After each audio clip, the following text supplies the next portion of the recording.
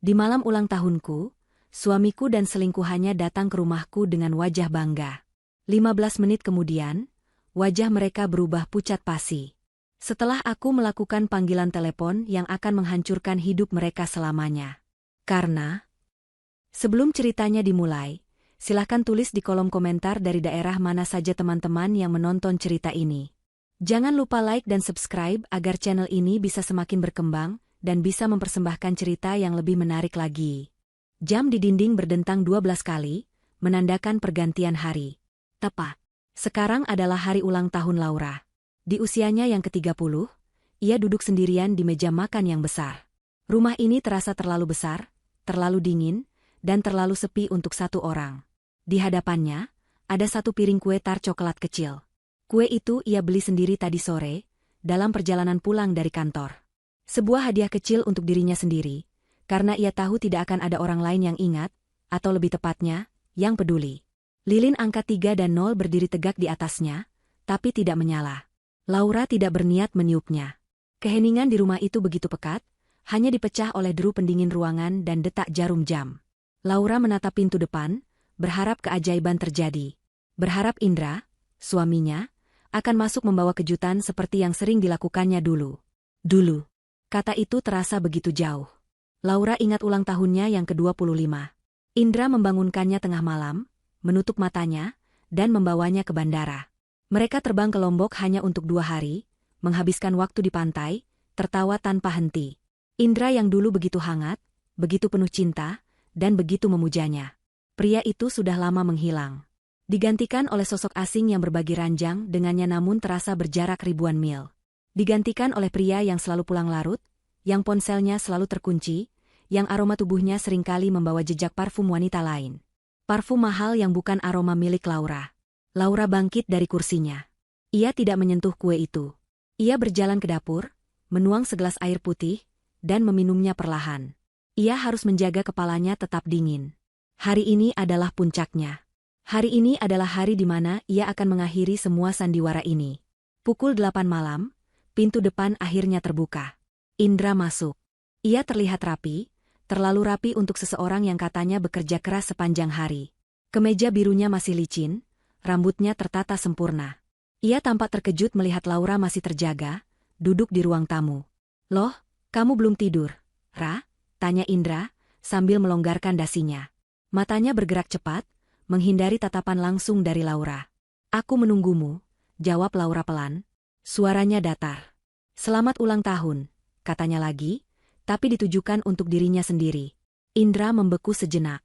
Keterkejutan melintas di wajahnya, segera digantikan oleh rasa bersalah yang palsu. "Astaga, sayang, maafkan aku lupa. Selamat ulang tahun, ya?" Ia mendekat, mencoba memeluk Laura.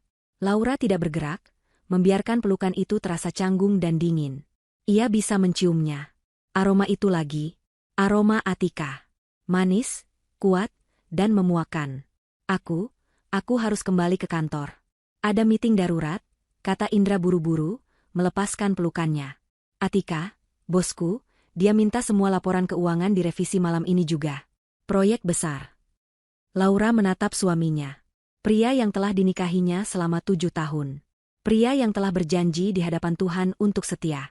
Pria yang kini berdiri di hadapannya, berbohong tanpa berkedip. Lembur lagi? Di kantor Atika? "Iya, maaf sekali. Aku janji, kita rayakan besok. Ya? Aku akan belikan kamu hadiah yang paling bagus." Indra meraih tas kerjanya, memeriksa ponselnya, lalu bergegas menuju pintu. "Hati-hati di jalan," ucap Laura. Hanya itu yang keluar dari mulutnya. Setelah suara mobil Indra menghilang di telan malam, rumah itu kembali sunyi. Tapi kali ini, Laura tidak lagi menunggu. Ia berjalan ke ruang kerjanya. Ruangan ini adalah satu-satunya tempat di rumah yang terasa seperti miliknya. Rapi, terorganisir, dan aman. Ia duduk di depan laptopnya, memasukkan kata sandi yang rumit. Layar menyala, menampilkan desktop yang bersih. Ia membuka satu folder tersembunyi. Folder yang diberi nama, Proyek Keadilan. Selama 6 bulan terakhir, Laura bukan hanya duduk diam dan menangis. Saat kecurigaannya muncul pertama kali, ia mulai mencari tahu. Ia bukan wanita bodoh yang mudah dibohongi. Ia adalah seorang auditor keuangan sebelum memutuskan berhenti untuk fokus pada rumah tangganya atas permintaan Indra. Kesalahan terbesar Indra dan Atika adalah meremehkannya. Mereka pikir wanita berhijab yang pendiam ini hanya tahu urusan dapur dan mengaji. Folder itu berisi bukti-bukti yang ia kumpulkan dengan susah payah. Ada subfolder bernama Visual. Isinya adalah rekaman CCTV dari berbagai tempat. Restoran mewah tempat Indra dan Atika makan malam romantis. Lobi hotel tempat mereka check-in menggunakan kartu kredit perusahaan. Bahkan rekaman dari kamera tersembunyi yang ia pasang di ruang kerja Indra di rumah ini, yang merekam percakapan telepon mesra mereka. Ada subfolder bernama Audio. Berisi rekaman suara Indra yang sedang merayu Atika, dan rekaman Atika yang sedang menekan Indra untuk segera menceraikan Laura. Dan yang paling penting, subfolder bernama Finansial. Disinilah keahlian Laura bersinar. Ia menemukan jejaknya. Indra, atas perintah Atika, telah menggelapkan dana perusahaan. Bukan perusahaan biasa, tapi perusahaan milik keluarga Atika sendiri. Atika menggunakan Indra sebagai pion, sebagai kambing hitam, untuk mencuri dari ayahnya sendiri yang sedang sakit keras. Mereka mentransfer uang sedikit demi sedikit ke rekening cangkang di luar negeri. Rekening atas nama Atika. Laura memandangi semua bukti itu. Ia sudah punya cukup bukti untuk menjebloskan mereka berdua ke penjara selama puluhan tahun. Tapi ada satu hal yang kurang. Ia butuh pengakuan verbal yang jelas dari Atika, di saat Atika merasa di atas angin. Sesuatu yang mengikat semua bukti ini menjadi satu. Laura melirik jam di laptopnya. Pukul 11 malam. Ia membuka aplikasi pelacak yang diam-diam ia pasang di ponsel Indra. Titik biru yang menunjukkan lokasi Indra tidak berada di gedung kantor. Titik itu berada di sebuah unit apartemen mewah di pusat kota. Apartemen milik Atika. Kalian pikir aku bodoh? Gumam Laura pada layar yang menyala. Malam ini, kalian akan memberiku hadiah ulang tahun terbaik. Kalian akan memberiku pengakuan kalian. Laura mematikan layar laptopnya, tapi tidak mematikannya. Ia hanya perlu menunggu. Ia tahu karakter Atika. Sombong, arogan, dan suka pamer. Dan ia tahu karakter Indra. Lemah, penakut, dan mudah dikendalikan. Kombinasi yang sempurna untuk sebuah kehancuran. Ia akan menunggu panggilan itu. Panggilan yang akan mengakhiri segalanya. Waktu merayap lambat. Jam 12 lewat. Jam setengah 1. Laura duduk diam di ruang kerjanya, ditemani kesunyian yang mencekam. Ia tidak menyalakan lampu, membiarkan cahaya dari monitor laptop menjadi satu-satunya penerang. Di luar, hujan mulai turun. Awalnya rintik, lalu berubah menjadi deras, seolah alam pun tahu badai apa yang akan segera datang. Laura tidak merasa lelah. Adrenalin menjaga matanya tetap terbuka dan pikirannya tetap tajam. Ia telah mempersiapkan momen ini selama berbulan-bulan. Setiap kebohongan Indra, setiap sindiran Atika yang ia dengar dari cerita teman-temannya, setiap senyum palsu yang ia terima, semua ia simpan. Ia menelannya, mengubahnya dari rasa sakit menjadi bahan bakar. Bahan bakar untuk malam ini. Tepat pukul 1 malam, ponselnya yang tergeletak di meja bergetar, lalu berdering. Cahaya layarnya menerangi wajah Laura yang tenang. Di layar tertulis nama, Indra, suamiku. Jantung Laura berdebar sedikit lebih cepat, namun tangannya tetap stabil. Ini dia. Momennya telah tiba. Ia menarik napas dalam-dalam. Di laptopnya, aplikasi perekam panggilan sudah dalam mode siaga. Ia menggeser ikon hijau di layar ponselnya, lalu menekan tombol speaker. Ia tidak mengucapkan sepatah kata pun. Ia menunggu. Hening sejenak di seberang sana. Hanya terdengar suara napas dan sedikit musik yang sayup-sayup. Halo? Suara itu bukan suara Indra. Itu suara wanita. Suara yang sangat Laura kenali dari rekaman-rekaman yang ia kumpulkan. Suara Atika. Terdengar serak, malas, dan penuh kemenangan. Halo, Laura? Kamu masih bangun? Jalang? Laura tetap diam. Ia tahu Atika sedang memancing reaksinya. Di seberang sana, Atika tertawa. Tawa yang dibuat-buat, mengejek. Oh, aku tahu kamu di situ. Dengar, ya, suamimu sedang bersamaku. Terdengar suara Indra yang samar dan panik di latar belakang. Atika, hentikan. Apa yang kamu lakukan? Kembalikan ponselku. SSSHH, sayang. Suara Atika terdengar lagi, kini lebih jelas. Aku sedang bicara dengan istrimu. Dia perlu tahu di mana tempatnya. Lalu, Atika kembali fokus pada Laura. Indra ada di tempat tidurku. Kita sedang tidur bersama malam ini. Dia milikku sekarang. Dia lebih mencintaiku daripada wanita rumahan membosankan sepertimu, yang hanya tahu mengurus rumah dan memakai hijab kuno itu. Hinaan itu dilontarkan seperti peluru, dirancang untuk melukai. Tapi Laura tidak merasakan apa-apa. Ia hanya fokus pada apa yang sedang terjadi. Dia bilang padaku dia sudah muak denganmu. Lanjut Atika, suaranya semakin sombong karena tidak ada perlawanan. Dia muak dengan hidupmu yang datar. Malam ini dia di sini, denganku. Dan tahu tidak, dia jauh lebih hebat di ranjang saat bersamaku. Terdengar lagi suara Indra. Atika, jangan, cukup. Diam, Indra, biar dia dengar, bentak Atika. Lalu, kembali ke telepon.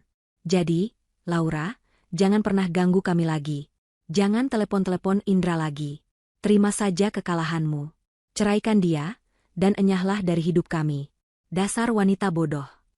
Keheningan total menggantung di udara. Atika menunggu. Ia menunggu Laura menangis, berteriak, atau memohon. Ia ingin mendengar suara kehancuran seorang istri. Laura akhirnya membuka mulutnya. Suaranya tenang, dingin seperti es, dan sangat jelas. Ambil saja suami tak guna itu. Hanya itu. 6 kata. Di seberang sana, Atika terdiam. Ini bukan reaksi yang ia harapkan. Laura melanjutkan, dia sudah jadi sampah. Kalau kamu mau memungut sampah sisa orang lain, silakan. Apa katamu? Suara Atika terdengar kaget dan marah. Aku bilang, Laura menekankan setiap katanya, kamu boleh ambil dia. Tapi dengar ini baik-baik, Atika. Aku mungkin wanita bodoh menurutmu. Tapi hanya wanita yang lebih bodoh lagi yang mau mengambil pria pengkhianat, dan tidak punya harga diri seperti Indra. Beraninya kamu? Aku belum selesai, potong Laura. Kamu pikir kamu menang? Kamu pikir dengan mengambil suamiku, kamu mendapatkan segalanya? Tidak, Atika. Kamulah yang bodoh. Tutup mulutmu, jalang. Jerit Atika. Klik. Laura menutup teleponnya. Ia tidak memberi Atika kesempatan untuk membalas. Ia yang memegang kendali percakapan ini dari awal hingga akhir. Laura menatap layar laptopnya. Aplikasi perekam menunjukkan file audio baru. Nama file, Pengakuan Atika 0103 WIB-MP3. Hadiah ulang tahun terbaik yang pernah ia terima. Jemari Laura bergerak cepat di atas keyboard. Ia melampirkan file audio itu ke dalam sebuah email. Email yang sudah ia siapkan draftnya sejak seminggu lalu. Penerima email, pengacaranya. Subjek, bukti final, eksekusi rencana. Isi email, bukti pengakuan verbal sudah didapat. Mereka akan datang ke rumah. Persiapkan tim seperti yang sudah kita bicarakan. Waktunya membersihkan sampah. Laura menekan tombol, kirim. Ia tahu apa yang akan terjadi selanjutnya. Atika, yang harga dirinya terluka parah karena disebut bodoh oleh Laura, tidak akan tinggal diam di apartemennya. Arogansinya akan membawanya ke sini. Dia akan menyeret Indra bersamanya, untuk membuktikan secara langsung siapa pemenangnya, untuk melihat wajah Laura hancur secara langsung. Laura melirik jam. Pukul 1.10 pagi. Perjalanan dari apartemen Atika ke rumah ini memakan waktu sekitar 1,5 jam jika mengebut di jalanan yang sepi. Mereka akan tiba sekitar jam 3 pagi. Laura bangkit dari kursinya. Ia berjalan ke kamar mandi, membersihkan wajahnya, dan mengganti pakaian rumahnya dengan setelan gamis dan hijab yang rapi dan elegan. Ia menyemprotkan sedikit parfum favoritnya. Ia bukan akan menyambut tamu. Ia akan memimpin sebuah eksekusi. 2 jam. Laura punya waktu 2 jam untuk mempersiapkan pesta, penyambutan untuk suami dan selingkuhannya. Dan 15 menit setelah mereka tiba, semua akan berakhir. Pukul 1.10 dini hari. Email telah terkirim. Tombol, kirim. Itu terasa seperti tombol detonator sebuah bom waktu. Laura menutup laptopnya, namun tidak mematikannya. Ia tahu, mulai detik ini, semua yang telah ia rencanakan selama 6 bulan terakhir tidak bisa dihentikan lagi. 2 jam. Mereka akan tiba dalam waktu sekitar 2 jam. Laura bangkit dari kursi kerjanya. Ruangan itu terasa pengap oleh ketegangan. Ia berjalan keluar dari ruang kerja, menyusuri koridor gelap menuju dapur. Hujan di luar semakin deras, memukul-mukul jendela seolah ingin masuk. Suara itu menjadi musik latar yang sempurna untuk drama yang akan segera dipentaskan. Di dapur, ia menyalakan ketel air. Bukan untuk tamu. Untuk dirinya sendiri. Ia butuh sesuatu yang hangat untuk menjaga tangannya tetap stabil. Pikirannya sudah dingin, sedingin es. Sambil menunggu air mendidih, Laura mengambil ponselnya. Ia membuka daftar kontaknya dan menelepon satu nomor. Panggilan itu langsung dijawab pada dering pertama, seolah sang penerima sudah menunggunya. Reza, sapa Laura pelan. Reza adalah pengacara yang ia sewa, seorang profesional muda yang tajam dan haus akan keadilan. Ibu Laura. Saya sudah terima emailnya, jawab Reza di seberang sana. Suaranya profesional dan fokus. Rekamannya bersih. Ini lebih dari cukup. Ini adalah paku terakhir di peti mati mereka. Mereka akan datang ke sini, Reza. Aku memancingnya. Atika tidak akan terima disebut bodoh olehku. Dia akan menyeret Indra ke sini untuk membuktikan kekuasaannya. Terdengar helaan napas singkat dari Reza. Sesuai dugaan kita. Baik, Bu Laura. Tim sedang bergerak. Seperti rencana, kami akan tiba di sana dalam 2 jam. Kami akan membiarkan mereka masuk lebih dulu. Ibu butuh berapa lama? Laura menatap jam dinding di dapur. Pukul 1.15. Beri aku 15 menit, katanya. 15 menit? Reza terdengar ragu. Bu, Anda tidak perlu mengambil risiko. Kami bisa. Aku butuh 15 menit, potong Laura, tegas. Aku ingin pengakuan di depan saksi. Aku ingin mereka mengaku di rumahku sendiri, di depan tim audit. Rekaman telepon itu bukti kuat. Tapi pengakuan langsung di bawah tekanan akan menghancurkan mereka sepenuhnya. Aku ingin mereka melihat kehancuran mereka sendiri. 15 menit, Reza. Setelah itu, lakukan tugasmu. Keheningan sejenak. Baik, Bu Laura. 15 menit. Tim akan siaga di radius 1 kilometer. Kami akan masuk tepat saat Anda memberi sinyal, atau jika kami mendengar sesuatu yang membahayakan Anda. Aku tidak akan dalam bahaya, kata Laura. Orang yang paling berbahaya di ruangan itu nanti adalah aku. Sampai jumpa. Laura menutup telepon tanpa menunggu jawaban. Ketel air berbunyi. Ia menuang air panas ke dalam cangkir, memasukkan kantong teh kamomil. Aroma yang menenangkan. Kontras dengan isi hatinya. Ia membawa cangkirnya ke ruang tamu. Ia menyalakan lampu utama. Ruangan itu bermandikan cahaya terang. Sofa krem yang dulu ia dan Indra pilih bersama. Foto pernikahan mereka di dinding. Laura menatap foto itu. Senyumnya di foto itu begitu tulus. Penuh harap. Senyum Indra juga. Apa yang terjadi pada pria itu? Laura mengambil foto pernikahan itu dari dinding. Ia membawanya ke dapur, membukanya, dan mengeluarkan fotonya. Ia melipat foto itu dan membuangnya ke tempat sampah. Bingkai kosong itu ia letakkan kembali di meja. Sisa waktu 1 jam lebih ia gunakan untuk menghubungi 1 orang lagi. Orang terpenting. Kali ini, jarinya berhenti pada nama Paman Darmawan. Pak Darmawan. Paman dari pihak ibunya. Sosok yang menggantikan ayahnya. Pria itulah pemilik sesungguhnya dari perusahaan tempat Indra dan Atika bekerja. Atika hanyalah putri dari rekan bisnis lama Pak Darmawan yang sudah pensiun karena sakit. Pak Darmawan mempercayakan operasional harian pada ayah Atika, dan kini pada Atika, tanpa pernah menunjukkan bahwa dialah pemegang saham mayoritas yang sesungguhnya. Atika, dalam kesombongannya, mengira perusahaan itu miliknya untuk dijarah. Indra tidak pernah tahu koneksi ini. Laura sengaja menyembunyikannya. Baginya, pernikahan adalah tentang cinta, bukan tentang koneksi keluarga. Sebuah kesalahan yang ia sesali kini. Panggilan tersambung. Assalamualaikum, Paman, sapa Laura. Waalaikumsalam, Nak, kamu belum tidur? Suara Pak Darmawan terdengar berat dan bijak. Belum, Paman. Ikan sudah masuk perangkap. Tepat seperti yang Paman duga, kata Laura. Anak itu, Atika, dia benar-benar melakukannya? Meneleponmu? Dia tidak hanya menelepon, Paman. Dia menghinaku, dan memberikan pengakuan verbal yang kita butuhkan. Rekamannya sudah di tangan Reza. Pak Darmawan menghela napas panjang. Bagus. Bagus sekali, Laura. Paman tahu Paman bisa mengandalkanmu. Tim audit independen sudah Paman siapkan.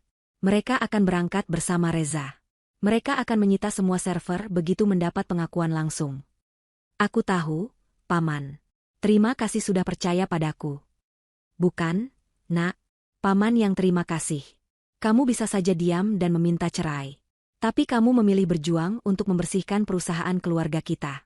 Kamu mengingatkan Paman pada ibumu. Kuat dan cerdas. Laura tersenyum tipis. Indra akan ada di sini juga. Pria lemah itu, geram Pak Darmawan. Dia akan menerima ganjaran yang setimpal. Dia berani menyakiti keponakan kesayanganku. Jangan khawatirkan dia. Fokus pada tujuanmu. Aku hanya ingin ini selesai, Paman. Akan selesai malam ini, Nak. Malam ini keadilan akan ditegakkan. Sekarang, bersiaplah. Tetap tenang. Ingat semua latihan yang Paman minta kamu lakukan. Kamu adalah pemimpinnya malam ini. Baik, Paman. Assalamualaikum. Waalaikumsalam. Panggilan berakhir. Laura meletakkan ponselnya. Ia merasa lebih kuat. Ia tidak sendirian dalam pertarungan ini. Ia kembali ke ruang tamu. Ia duduk di kursi tunggal, menghadap langsung ke pintu depan. Seperti singa betina yang menunggu di wilayah kekuasaannya. Ia menata hijabnya yang sedikit miring. Ia harus terlihat sempurna. Bukan untuk mereka, tapi untuk dirinya sendiri. Waktu terus berjalan. Pukul 2 pagi. Pukul setengah 3. Hujan mulai reda, menyisakan udara dingin yang menggigit. Pukul 2.58. Laura melihat aplikasi pelacak di ponselnya. Titik biru yang mewakili mobil Indra, atau lebih tepatnya, mobil Atika, berhenti tepat di depan gerbang rumahnya. Pukul 2.59. Terdengar suara pintu mobil dibanting. Keras. Penuh amarah. Terdengar suara langkah kaki yang tergesa-gesa di jalan setapak menuju pintu. Pukul 3. Tepat. Bel pintu berbunyi. Sekali, 2 kali, lalu berkali-kali dengan brutal, seolah seseorang meninjunya. Laura menghirup tehnya yang terakhir. Sudah dingin. Ia meletakkan cangkir di meja. Ia bangkit, merapikan gamisnya. Dengan langkah tenang dan mantap, ia berjalan menuju pintu depan. Ia tidak akan membiarkan mereka menunggu. Pesta penyambutan harus segera dimulai. Laura membuka pintu. Di hadapannya berdiri 2 sosok yang sangat ia kenal, namun terlihat begitu asing di bawah cahaya teras yang temaram. Atika berdiri di depan, dadanya naik turun menahan amarah. Wajahnya yang cantik memerah, matanya menyala-nyala.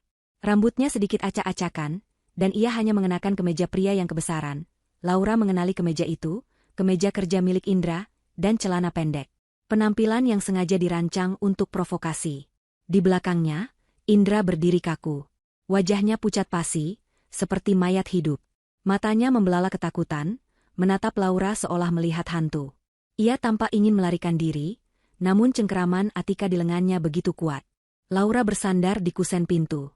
Wajahnya tenang, nyaris tanpa ekspresi.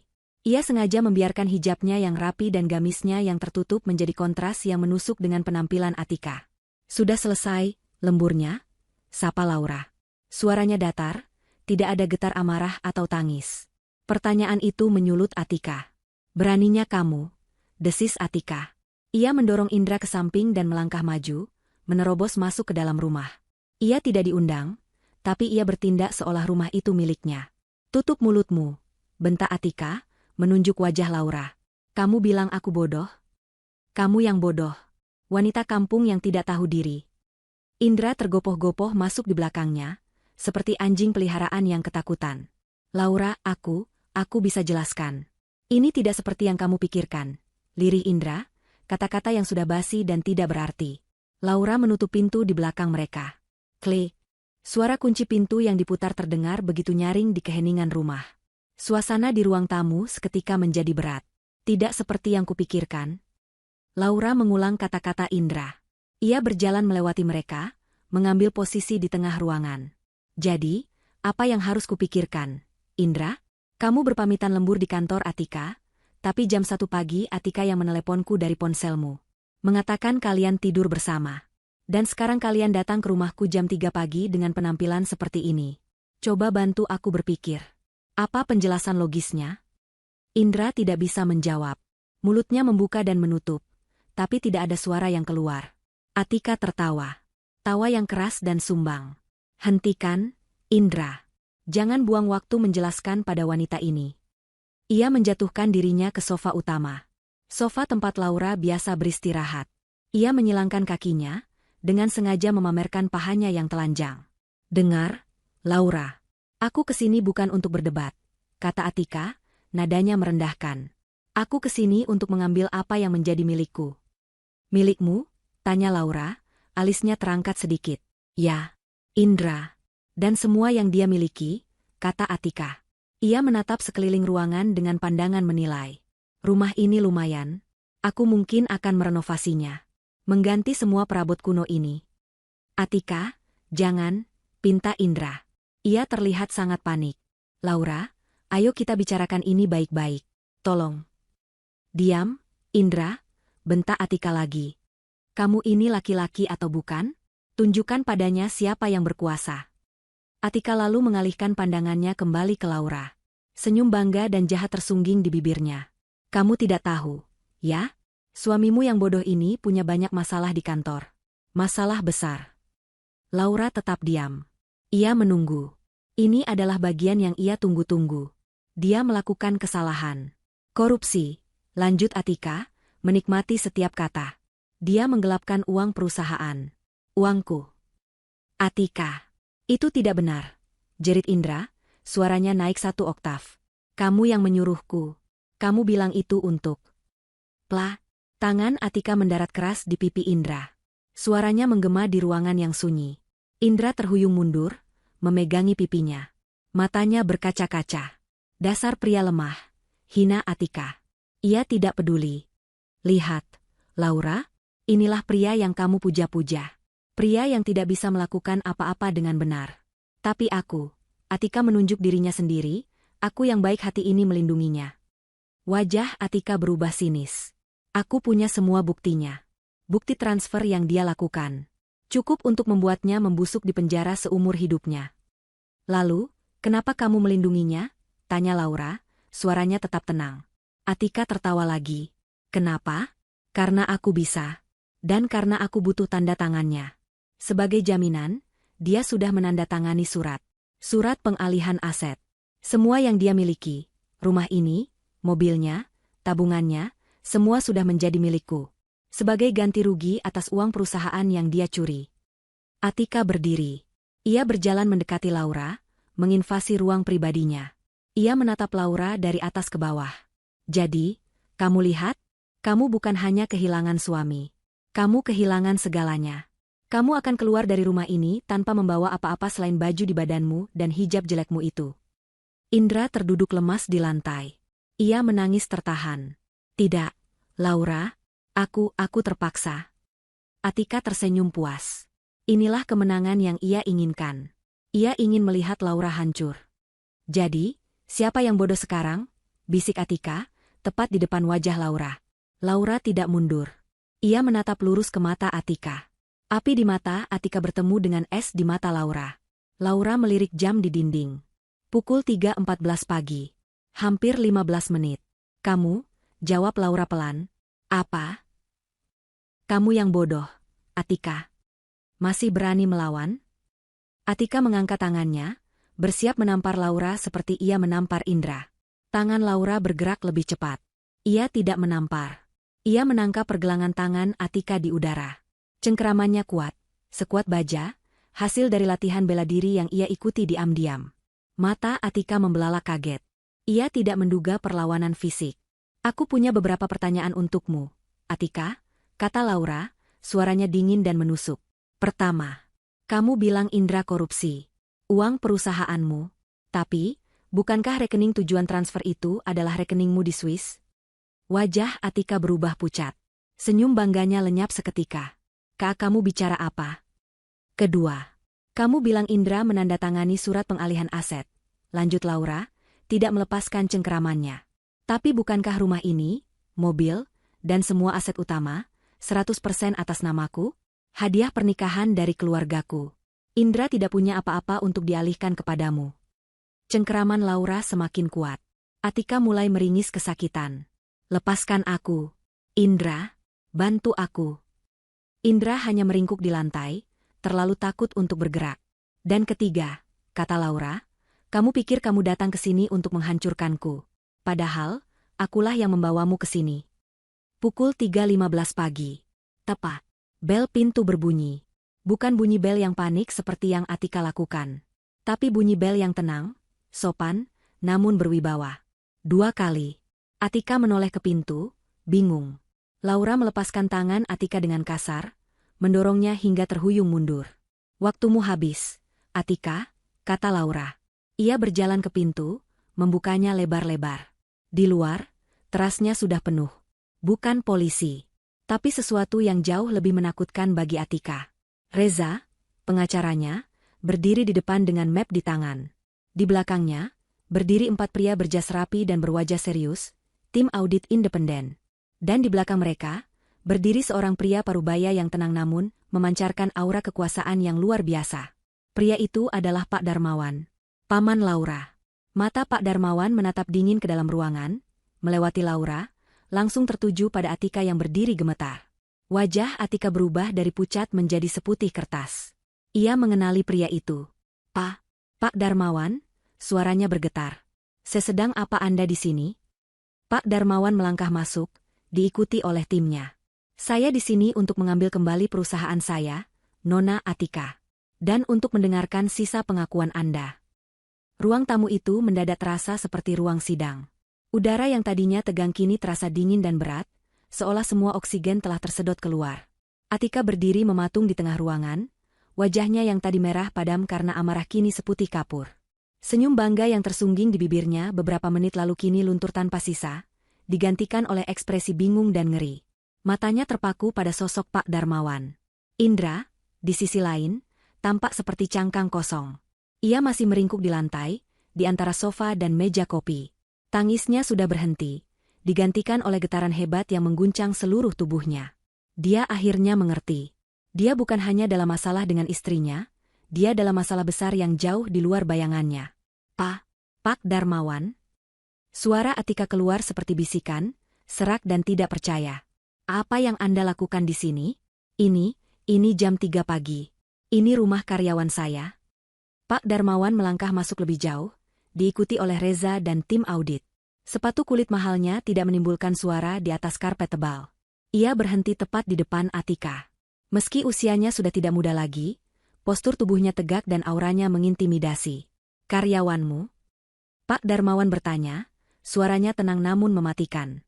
Indra adalah karyawan perusahaan. Tapi kamu, Atika, kamu pikir kamu siapa? Pemilik? Saya yang menjalankan perusahaan. Balas Atika, berusaha mengumpulkan sisa-sisa harga dirinya. Ayah saya mempercayakan perusahaan itu pada saya. Pak Darmawan menggeleng pelan.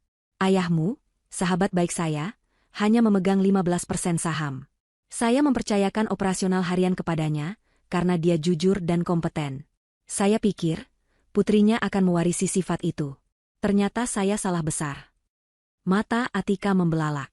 Apa maksud Anda? Maksud saya, kata Pak Darmawan, adalah saya memegang 80% saham perusahaan. Perusahaan itu milik saya dan keluarga saya. Dan kamu, Pak Darmawan menunjuk Atika, kamu baru saja tertangkap basah mencoba merampok perusahaan saya. Tidak. Itu tidak benar, jerit Atika. Itu bohong. Ini pasti jebakan. Kamu. Dia menunjuk Laura, kamu yang merencanakan ini. Laura, yang sejak tadi diam, akhirnya angkat bicara. Ya, saya yang merencanakannya. Semua mata beralih pada Laura. Ia berdiri tegak, hijabnya rapi, wajahnya tenang. Kontras sekali dengan Atika yang mulai histeris. Anda benar, Nona Atika. Ini jebakan. Jebakan yang Anda buat sendiri. Laura melangkah ke ruang kerjanya, lalu kembali semenit kemudian membawa laptop dan sebuah flash drive. Ia tidak memberikannya kepada Pak Darmawan. Ia memberikannya kepada pimpinan tim audit. Selamat pagi, Bapak-bapak, sapa Laura dengan sopan. Maaf mengganggu waktu istirahat Anda. Saya Laura. Saya seorang auditor keuangan sebelum menikah. 6 bulan lalu, saya mulai curiga suami saya dimanipulasi oleh atasannya. Laura menatap Atika. Kalian berdua membuat kesalahan fatal. Kalian meremehkan saya. Kalian pikir saya hanya wanita berhijab yang diam di rumah, yang tidak tahu apa-apa selain memasak. Kalian lupa, saya dilatih untuk menemukan angka-angka yang hilang. Atika mundur selangkah. Aku tidak tahu apa yang kamu bicarakan. Oh, Anda tahu, kata Laura. Saya yakin bapak-bapak dari tim audit akan tertarik dengan apa yang saya temukan. Ia menyalakan laptopnya dan menghubungkannya ke televisi besar di ruang tamu. Ini, kata Laura, menampilkan sebuah bagan alur keuangan yang rumit. Adalah jejak uang yang Anda berdua coba sembunyikan. Layar menunjukkan serangkaian transfer. Dari rekening perusahaan, ke beberapa rekening fiktif di dalam negeri, lalu terkumpul di satu rekening bank di Swiss. Rekening ini, lanjut Laura, terdaftar atas nama Atika Suryatjaja. Bukan Indra. Anda menggunakan suami saya sebagai kambing hitam. Anda menyuruhnya melakukan transfer-transfer kecil, meyakinkannya bahwa itu adalah bonus atau dana taktis yang wajar. Tapi semua aliran dana itu, pada akhirnya, masuk rekening pribadi Anda. Indra mengangkat wajahnya. Dia bilang itu legal. Dia bilang itu cara perusahaan menghindari pajak. Bodoh, hardik Pak Darmawan. Kamu ikut mencuri, Indra. Dan kamu mengkhianati istrimu untuk wanita ini. Atika panik. Itu fitnah. Semua itu rekayasa. Kamu tidak punya bukti. Reza, sang pengacara, yang sejak tadi diam, melangkah maju. Bukti, Nona Atika? Bukti apa yang Anda mau? Reza mengeluarkan ponselnya. Mungkin kita mulai dengan bukti audio? Dari telepon Anda ke klien saya, Ibu Laura, pada pukul 1 dini hari tadi. Reza menekan tombol play. Suara Atika yang serak dan arogan memenuhi ruangan. Suamimu sedang bersamaku. Kita sedang tidur bersama. Jangan ganggu, dasar wanita bodoh. Lalu suara Laura yang dingin. Ambil saja suami tak guna itu, kamulah yang bodoh. Wajah Atika berubah menjadi abu-abu. Tim audit saling berpandangan. Ini buruk. Sangat buruk. Itu bisa diedit. Sangkal Atika, meski suaranya bergetar. Benarkah? Tanya Reza. Lalu, bagaimana dengan yang ini? Laura menatap Atika. Saya tahu kalian akan ke sini. Saya tahu arogansi Anda tidak akan membiarkan saya mengucapkan kata terakhir. Saya tahu Anda harus datang ke sini, ke rumah saya, untuk menunjukkan kemenangan Anda. Jadi, lanjut Laura, saya memberikan Anda panggung. Laura mengarahkan jarinya ke sebuah titik hitam kecil di sudut rak buku, tersembunyi di antara vas bunga dan buku-buku tebal. Sebuah kamera tersembunyi.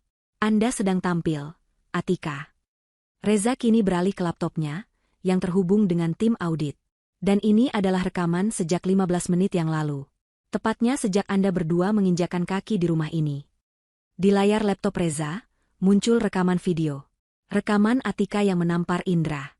Rekaman Atika yang membanggakan dirinya. Video itu memutar suara Atika dengan sangat jelas. Suamimu yang bodoh ini punya banyak masalah di kantor. Dia melakukan kesalahan. Korupsi. Dia menggelapkan uang perusahaan. Uangku. Tapi aku yang baik hati ini melindunginya. Dia sudah menandatangani surat pengalihan aset. Semua yang dia miliki, rumah ini, mobilnya, tabungannya, semua sudah menjadi milikku. Itu adalah pengakuan penuh. Di depan saksi. Direkam secara audio dan visual. Atika terhuyung. Ia jatuh terduduk di sofa yang tadi ia hina. Napasnya terengah-engah. Matanya kosong. Dia kalah. Pak Darmawan menatap tim audit. Anda sudah mendapatkan semua yang Anda butuhkan. Pengakuan verbal, pengakuan visual, dan jejak audit lengkap dari keponakan saya. Pimpinan tim audit mengangguk, wajahnya serius. Ini lebih dari cukup, Pak Darmawan. Ini adalah penggelapan dana terencana skala besar. Kami akan segera bertindak. Ia mengeluarkan ponselnya dan memberi instruksi cepat. Tim Bravo, segel kantor pusat sekarang. Bekukan semua akses server atas nama Atika Suryatjaja. Amankan semua data. Kita sita semuanya. Atika tidak bergerak. Ia hanya menatap kosong ke depan. Indra, melihat semua ini, akhirnya sadar.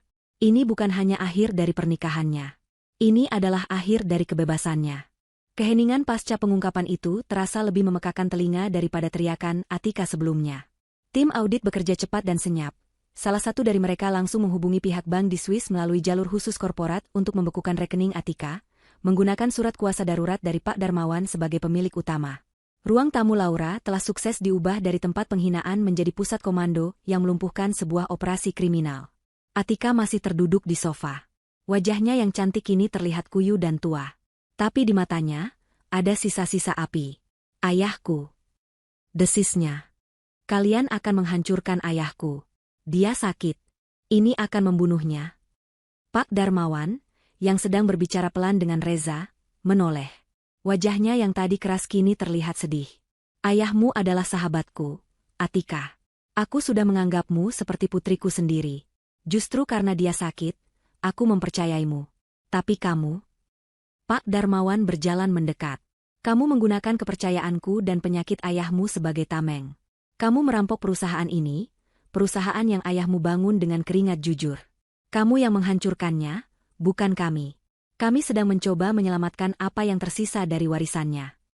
Atika tidak bisa menjawab. Kebenaran itu menamparnya lebih keras daripada tamparan yang ia berikan pada Indra. Di sisi lain ruangan, Reza sang pengacara mendekati Indra. Indra masih di lantai, gemetar hebat. Reza tidak berjongkok. Ia berdiri menjulang di atas Indra, memandangnya dengan tatapan dingin. Indra, kata Reza. Atas nama klien saya, Ibu Laura. Reza membungkuk sedikit, bukan karena hormat, tapi untuk menyerahkan selembar amplop. Ini surat gugatan cerai. Ibu Laura menuntut cerai dengan alasan perzinahan dan keterlibatan Anda dalam tindak kriminal. Indra menatap amplop itu seolah seekor ular berbisa. Cerai? Tidak. Laura, jangan. Ini adalah momen yang ditunggu Indra. Ia melupakan tim audit, melupakan Pak Darmawan. Ia melihat satu-satunya sekoci penyelamatnya. Ia merangkak, benar-benar merangkak di lantai, menuju Laura. Ia berusaha memegang kaki Laura. Laura, sayang, tolong. Maafkan aku, isaknya. Tangisnya pecah, menyedihkan. Aku hilaf. Aku bodoh. Aku dijebak. Dia, Atika yang menjebakku. Dia mengancakanku. Ra, tolong, jangan tinggalkan aku. Aku akan lakukan apa saja. Aku akan sujud di kakimu. Tolong. Laura mundur selangkah, menjaga jarak. Wajahnya tetap tenang, namun matanya memancarkan kekecewaan yang mendalam. Hijabnya yang rapi kontras dengan pemandangan Indra yang hancur berantakan di kakinya. Sujudmu bukan untukku, Indra. Sujudmu harusnya untuk Tuhan, meminta ampun atas semua dosamu, kata Laura, suaranya pelan namun tegas. Hilaf itu sekali, lanjut Laura, kamu melakukannya berbulan-bulan. Itu bukan hilaf. Itu pilihan sadar. Kamu memilih untuk tidur dengannya. Kamu memilih untuk mencuri untuknya.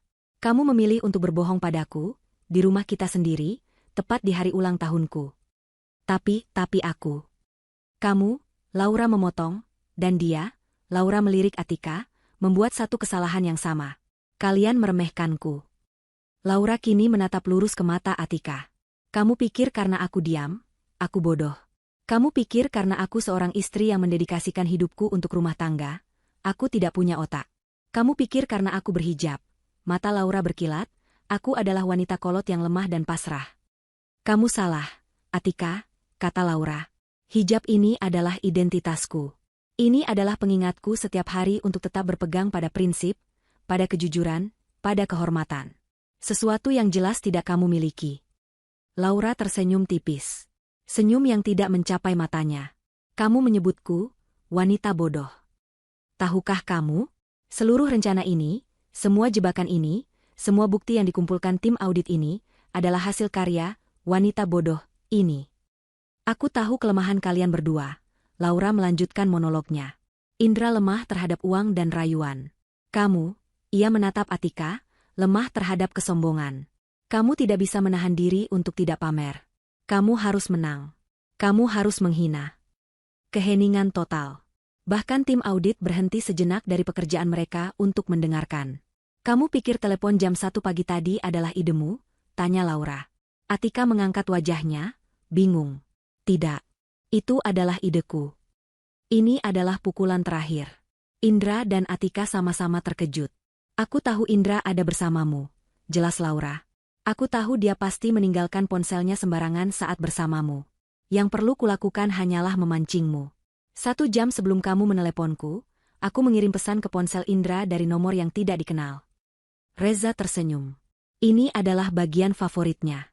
Pesan itu berbunyi, kata Laura, Indra, aku tahu kamu di mana. Aku tahu apa yang kamu lakukan dengan Atika. Aku punya semua buktinya. Lebih baik kamu mengaku sekarang. Laura menatap Atika. Kamu membaca pesan itu, bukan? Kamu panik. Kamu pikir ada orang lain yang tahu. Arogansimu mengambil alih. Kamu pikir, daripada ketahuan, lebih baik kamu yang mengendalikan narasi. Kamu harus membuktikan bahwa kamulah pemenangnya. Jadi, kamu meneleponku. Kamu meneleponku untuk menghinaku, untuk membungkamku. Padahal, kamu hanya sedang mengikuti naskah yang sudah kutulis. Atika ternganga. Wajahnya menunjukkan kengerian absolut. Dia bukan hanya kalah, dia dipermainkan dari awal sampai akhir. Dia adalah boneka dalam pertunjukan balas dendam Laura. Akulah yang bodoh, bisik Atika pada dirinya sendiri. Ya, sahut Laura. Akhirnya kamu sadar. Reza membuka pintu depan. Dua pria tinggi besar berseragam keamanan perusahaan masuk.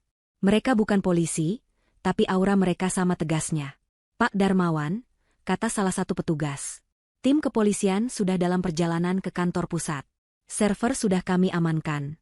Apa instruksi Anda untuk dua orang ini? Pak Darmawan menatap Indra dan Atika dengan tatapan lelah. Bawa mereka.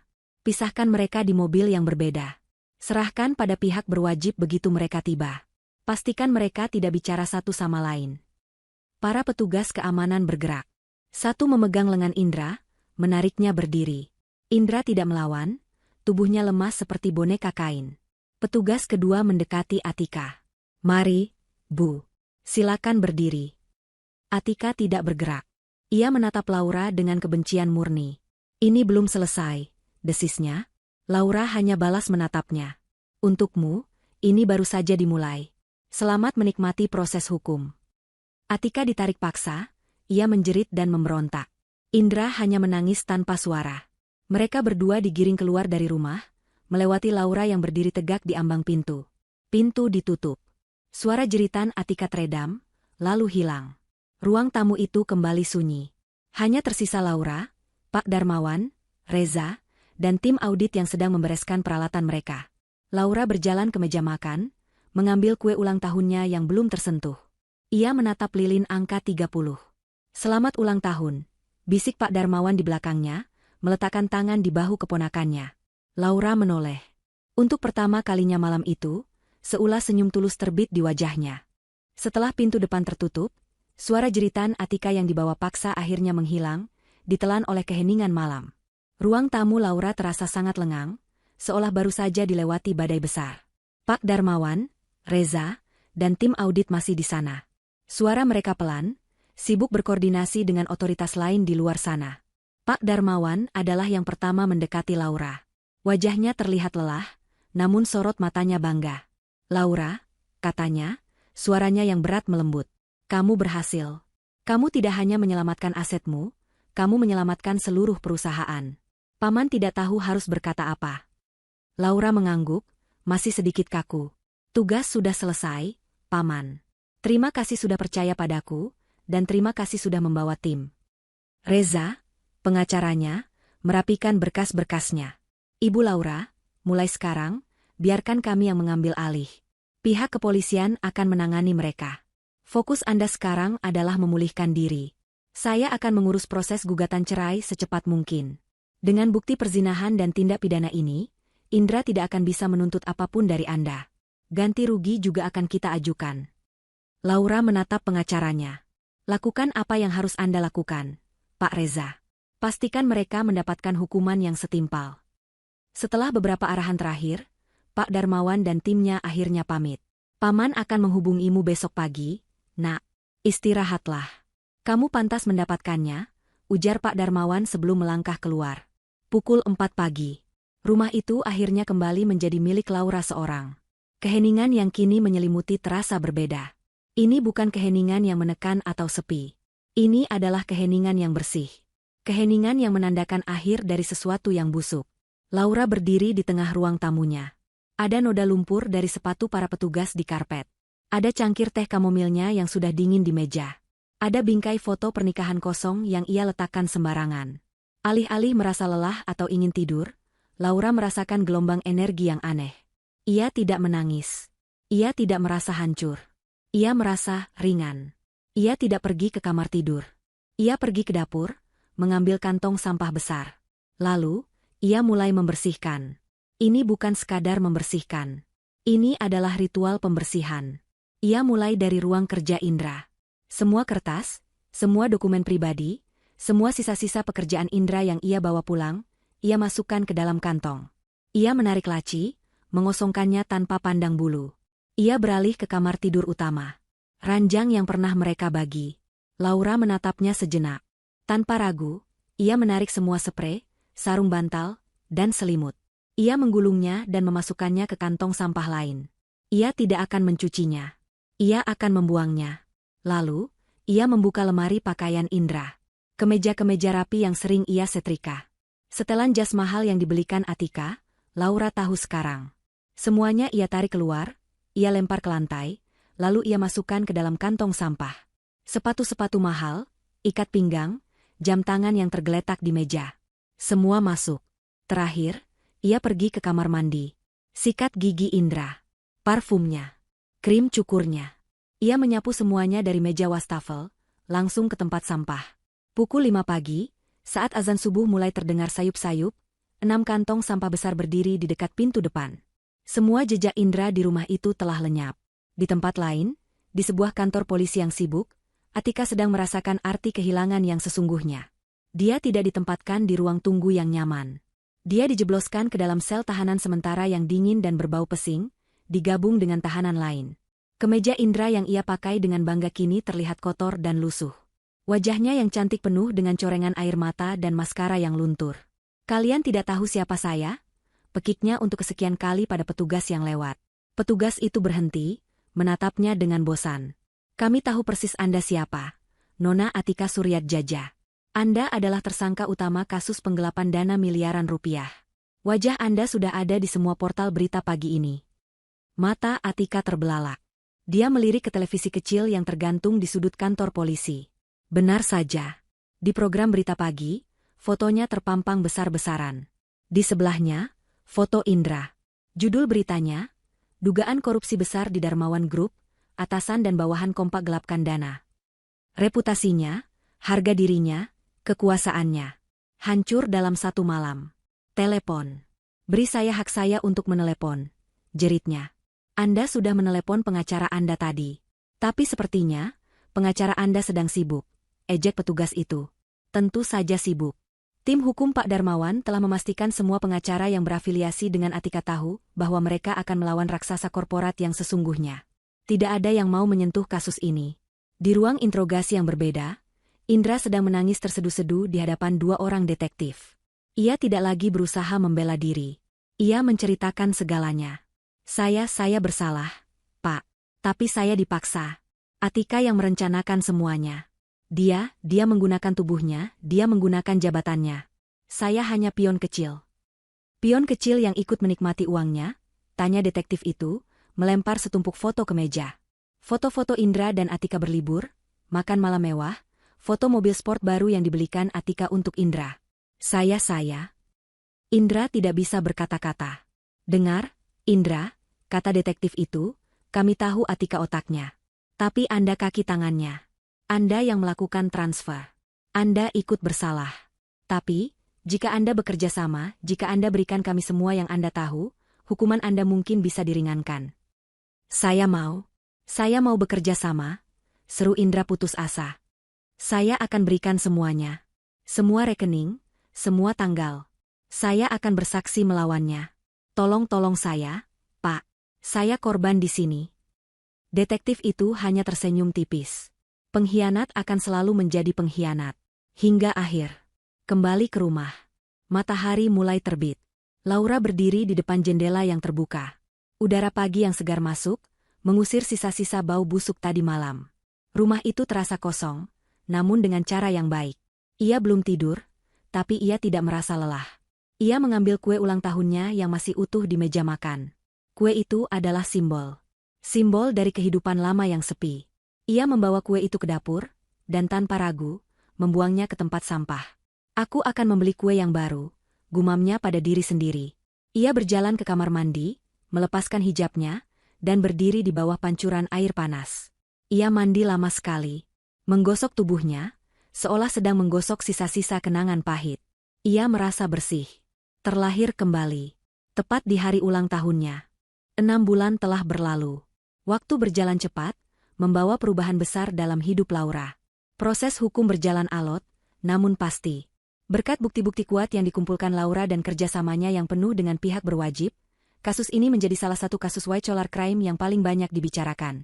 Hari ini adalah hari putusan. Laura duduk di bangku pengunjung ruang sidang. Ia tidak duduk di depan, tapi di barisan tengah.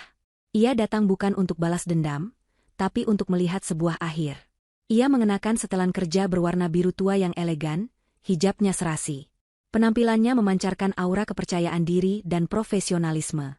Ia tidak lagi terlihat seperti istri yang teraniaya. Ia terlihat seperti seorang pimpinan. Di kursi terdakwa, Atika duduk membelakanginya. Penampilannya jauh berbeda dari 6 bulan lalu.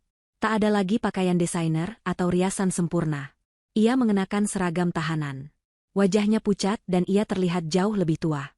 Di sebelahnya, juga dengan seragam yang sama, duduk Indra.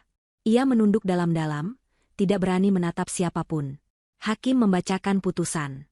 Terdakwa Atika Suryatjaja, suara hakim menggema, terbukti secara sah dan meyakinkan melakukan tindak pidana korupsi, penggelapan dana, dan pencucian uang secara berencana.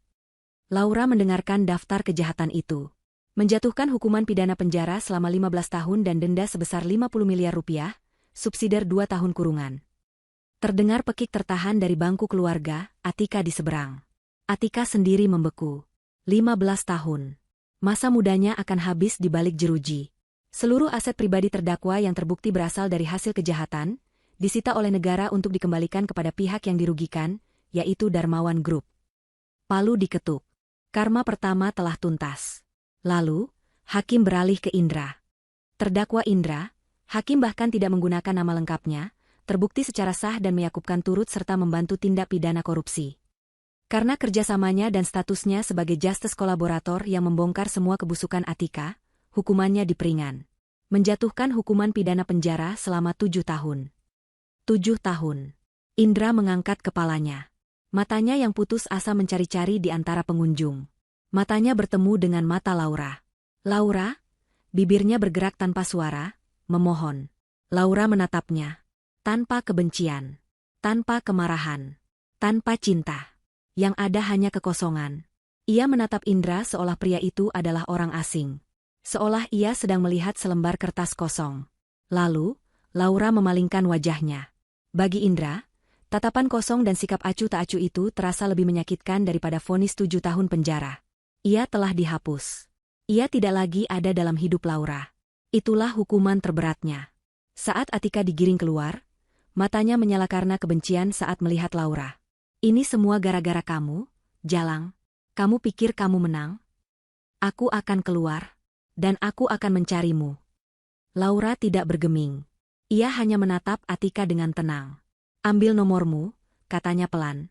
Antriannya panjang. Atika menjerit frustrasi sebelum akhirnya diseret keluar ruangan. Selesai. Laura keluar dari ruang sidang. Reza sudah menunggunya di luar. Bagaimana perasaan Anda, Bu Laura? Ringan, Pak Reza. Sangat ringan, jawab Laura sambil tersenyum. Ada satu hal lagi, kata Reza, menyerahkan sebuah amplop coklat. Ini, akta cerai Anda. Sudah resmi ditandatangani dan disahkan pengadilan. Anda 100% bebas. Laura menerima amplop itu. Akta cerai. Akhir dari satu babak dan awal dari babak yang baru. Terima kasih atas segalanya, Pak Reza. Satu pertanyaan lagi, Bu. Pak Darmawan terus bertanya. Kata Reza. Tawaran beliau masih berlaku. Kepala Divisi Audit Internal Darmawan Group. Posisi itu sudah menunggu Anda sejak 3 bulan lalu. Laura tersenyum. Katakan pada Paman, saya akan mulai hari Senin. 2 minggu kemudian, di gedung Darmawan Group yang menjulang tinggi, ada sebuah kantor di lantai 30. Kantor sudut dengan pemandangan kota yang indah. Kantor yang dulu milik Atika. Kini, kantor itu telah direnovasi total. Dindingnya dicat putih gading, perabotnya minimalis dan elegan. Di meja besar yang rapi, duduklah Laura. Ia sedang memimpin rapat melalui panggilan video dengan tim auditnya. Saya mau kalian periksa ulang semua laporan dari kuartal ketiga. Ada anomali di divisi logistik. Saya tandai di halaman 28. Tolong. Ponselnya bergetar. Sebuah pengingat di kalender. Ulang tahun. Laura tersenyum. Malam harinya, ia pulang ke rumahnya. Rumah itu tidak lagi dingin. Ia telah mengisinya dengan furnitur baru yang hangat, rak-rak buku yang penuh, dan tanaman-tanaman hijau yang rimbun. Ia tidak sendirian. Saat ia membuka pintu, seekor kucing oranye gemuk berlari menyambutnya. "Halo, Bintang," sapa Laura sambil mengelus kucing itu. Di meja makan, tidak ada kue kecil yang menyedihkan. Yang ada adalah kue red velvet besar yang ia pesan khusus. Teleponnya berdering. Kali ini, bukan panggilan jam 1 pagi. Ini panggilan jam 7 malam. "Assalamualaikum, Paman," sapa Laura. "Waalaikumsalam, Nak. Selamat ulang tahun yang ke-31, suara Pak Darmawan terdengar hangat. "Paman bangga sekali padamu. Karyawan baru Paman yang paling hebat." "Terima kasih, Paman. Terima kasih untuk kesempatannya." "Bukan. Paman yang terima kasih. Kamu adalah berkah." Setelah menutup telepon, Laura duduk di balkonnya, memandangi lampu kota. Kucingnya mendengkur di pangkuannya. Ia memotong sepotong kue untuk dirinya sendiri. Rasanya manis. Ia telah melewati badai terburuk dalam hidupnya. Ia kehilangan suami, tapi ia menemukan dirinya sendiri. Ia menemukan kekuatannya, kehormatannya, dan karirnya kembali. Telepon jam 1 pagi itu bukanlah kutukan. Itu adalah panggilan bangun. Hadiah ulang tahun paling pahit, namun paling berharga yang pernah ia terima. Karena panggilan itulah yang membebaskannya. Dan, wanita bodoh, itu, kini, memegang kendali penuh atas hidupnya. Dan ia sangat, sangat bahagia. 1 tahun setelah vonis dijatuhkan, palu hakim telah menjadi takdir yang tak terhindarkan bagi Atika dan Indra. Kehidupan mereka di balik jeruji besi adalah antitesis sempurna dari kemewahan yang dulu mereka nikmati. Karma, yang seringkali berjalan lambat, kali ini datang berlari dan menagih bayarannya secara lunas dan brutal. Atika, yang terbiasa memberi perintah, kini harus menerima perintah. Di penjara wanita, status dan kecantikannya tidak berarti apa-apa. Malah, itu menjadi sasaran empuk. Arogansinya di hari-hari pertama membuatnya menjadi musuh publik di dalam sel. Ia pikir ia masih bisa mengendalikan orang dengan sisa-sisa uang keluarganya, menyewa perlindungan dari narapidana lain. Tapi ia salah. Suatu sore di ruang makan penjara, seorang narapidana senior yang merasa terhina oleh sikap angkuh Atika, menghampirinya. "Jadi, ini Nona Ratu yang katanya mencuri miliaran," kata wanita itu, suaranya kasar. "Di sini, kamu bukan siapa-siapa, cantik." Atika, masih dengan sisa kesombongannya, membalas, "Jangan sentuh aku, wanita rendahan." Itu adalah kesalahan terakhirnya. Wanita itu tidak menamparnya. Ia hanya menumpahkan sepiring penuh nasi dan lauk pauk yang berkuah ke atas kepala Atika. Nasi, sayur, dan kuah kotor mengalir di rambut Atika yang dulu terawat mahal. Seluruh ruang makan tertawa. Atika, untuk pertama kalinya dalam hidupnya, dipermalukan di depan umum tanpa bisa membalas. Ia hanya bisa berdiri gemetar, campuran antara marah dan takut. Tidak ada yang menolongnya, tidak ada yang peduli. Di sanalah ia sadar, 15 tahun akan terasa seperti selamanya. Kabar buruk tidak berhenti di situ. Ayahnya, yang sakit-sakitan, tidak pernah pulih dari guncangan skandal putrinya. 1 bulan setelah vonis, beliau meninggal dunia karena serangan jantung. Warisannya dibekukan untuk membayar denda dan ganti rugi. Atika kini benar-benar sendirian, tanpa uang, tanpa kekuasaan, dan tanpa keluarga yang bisa diandalkan. Banding yang ia ajukan ditolak mentah-mentah. Sementara itu, di penjara pria yang berbeda, Indra menjalani hukumannya dengan cara yang berbeda, namun sama menyedihkannya. Indra adalah seorang pengecut, dan penjara bukanlah tempat untuk pengecut. Fisiknya yang lemah dan karakternya yang mudah ditindas membuatnya menjadi target utama.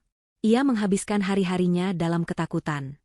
Ia bekerja di dapur penjara, mengupas bawang dan kentang, seringkali sambil menangis diam-diam. Setiap malam, ia menulis surat. Surat untuk Laura. "Laura, cintaku. Aku minta maaf. Aku salah. Aku akan jadi lebih baik. Tolong, kunjungi aku sekali saja. Aku butuh melihatmu. Aku tidak tahan di sini.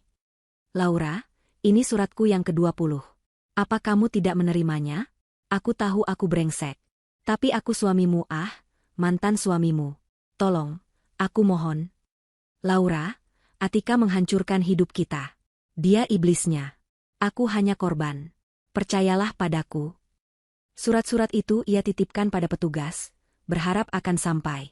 Ia tidak tahu bahwa semua surat itu sampai ke tangan Reza, pengacara Laura. Sesuai instruksi Laura, Reza menandai setiap surat itu dengan stempel merah tebal, ditolak, kembalikan ke pengirim. Suatu hari, tumpukan suratnya yang sudah mencapai puluhan itu dikembalikan lagi ke selnya. Tumpukan kertas yang penuh dengan penyesalan palsu. Indra menatap tumpukan surat itu. Dia meraung. Bukan raungan marah, tapi raungan putus asa seorang pria yang hancur. Dia akhirnya mengerti. Laura tidak akan pernah datang. Laura tidak akan pernah memaafkannya. Dia telah dihapus dari kehidupan wanita itu. 7 tahun di penjara terasa ringan dibandingkan kesadaran bahwa ia telah kehilangan satu-satunya hal baik dalam hidupnya karena kebodohannya sendiri. Di luar tembok penjara, di sebuah gedung perkantoran mewah, sebuah plakat baru dipasang di lobi. Penghargaan auditor internal terbaik tahun ini. Di bawahnya, terukir nama Laura. Laura, yang sedang memimpin rapat, menerima notifikasi email dari Reza. Subjek, banding ditolak. Ia membacanya sekilas. Ekspresinya tidak berubah. Ia tidak merasa senang, tidak juga sedih. Ia hanya merasa selesai.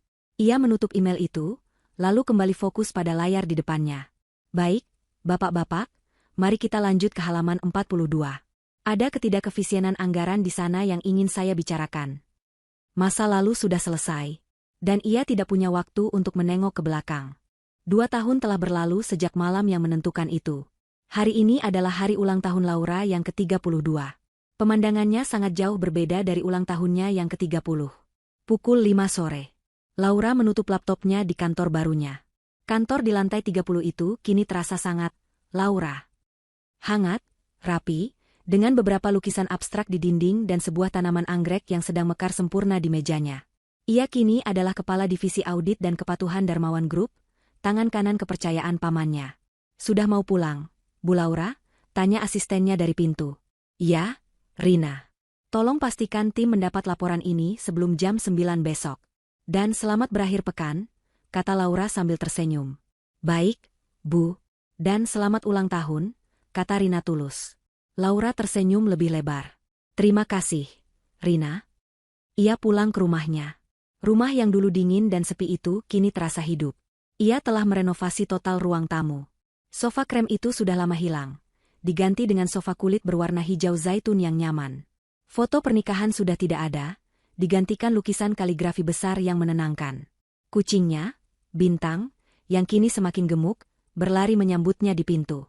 Halo, sayang, sapa Laura, menggaruk dagu Bintang. Ia tidak sendirian. Di dapur, terdengar suara tawa. Pak Darmawan dan istrinya, Ibu Anis, kami ganti nama ibu ini agar berbeda dari prompt sebelumnya, menjadi Ibu Wati agar konsisten dengan Pak Darmawan, sedang sibuk menyiapkan makan malam.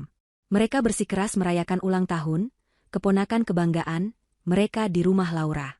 Loh, sudah pulang, Nak? Sapa Ibu Wati, memeluk Laura dengan hangat. Cepat mandi, ganti baju.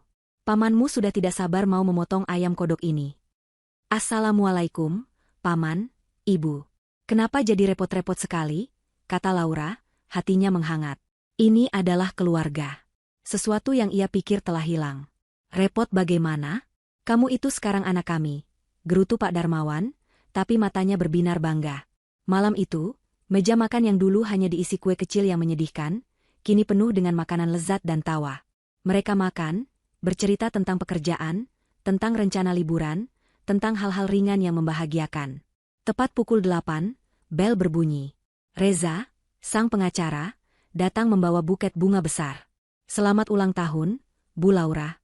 Saya tidak bisa lama-lama, tapi saya bawa ini. Di tangannya yang satu lagi, ada sebuah amplop. Dan ini, berkas terakhir. Aset final Atika di luar negeri berhasil dilikuidasi. Sesuai instruksi Anda, total 15 miliar rupiah sudah ditransfer pagi tadi ke yayasan-yayasan yang Anda tunjuk. Yayasan Perlindungan Perempuan dan Anak Korban Kekerasan. Laura menerima amplop itu. Ia tidak membukanya. Ia hanya mengangguk. Terima kasih, Pak Reza. Anda sudah bekerja keras. Setelah semua tamu pulang, Laura berdiri sendirian di balkonnya. Udara malam terasa sejuk. Ia memegang cangkir teh kamomil, sama seperti malam itu. Tapi kali ini, teh itu terasa hangat dan menenangkan. Ia teringat malam itu. Telepon jam 1 pagi. Hinaan. Rasa sakit.